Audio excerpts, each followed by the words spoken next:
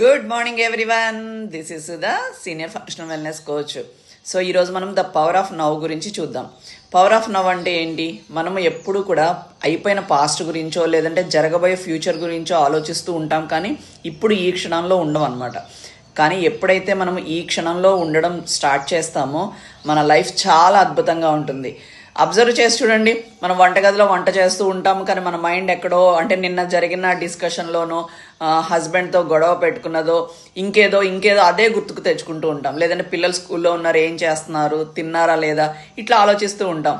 దేవుడి ముందు కూర్చుంటాము, ప్రశాంతత ఉండదన్నమాట. ఏదో మన మైండ్ రన్ అవుతూ ఉంటుంది. ఇవన్నిటిని మనం తగ్గించుకోవాలి అంటే మీరు చేసే పని మీద కాన్సన్ట్రేషన్ పెంచాలి, అబ్జర్వ్ చేయాలి మన థాట్స్ని.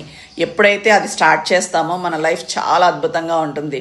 ఇదే ద పవర్ ఆఫ్ నవ్ అనమాట. అంటే ఇప్పుడు ఈ క్షణంలో ఉండగలగడం సో తప్పకుండా సాధించగలుగుతాం. మీరు ఏ పని చేసినా కూడా ఆ పని మీదే 100% పెట్టండి. అంతేగాని ఇక్కడ పొయ్యి మీద కూర వండుతూ అక్కడ డోర్ దగ్గర గురించి ఆలోచించడం కానీ, లేకపోతే నిన్న జరిగిన మీ వైఫ్ అండ్ హస్బెండ్ డిస్కషన్ గురించి కానీ, పిల్లలు స్కూల్కి వెళ్ళిన వాళ్ళు ఎలా ఉన్నారు అని ఆలోచించడం కానీ, ఇలాంటివన్నీ థాట్స్ నుంచి మనము సెటరైట్ చేసుకొని మనము ఏ పని అయితే చేస్తున్నాము, కూర వండుతున్నాము, వంటగదిలో ఉన్నాము, వంటగదిలో ఉండే మన మైండ్ బాడీ కూడా ఉండగలగాలి. పూజ రూమ్లో ఉన్నాము, దేవుడి దగ్గర మాత్రమే మనం ప్రశాంతంగా పూజ చేసుకోగలగాలి.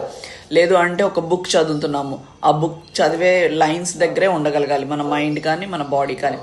అండ్ ఎవరితోనైనా మాట్లాడుతున్నాము, ఆ మాట్లాడేటప్పుడు ఎదుట వ్యక్తి కళ్ళల్లో చూసి మాట్లాడుతూ అక్కడే కాన్సన్ట్రేట్ చేసి చూడండి, ఎంత అద్భుతంగా మీ లైఫ్ చేంజ్ అవుతుందో.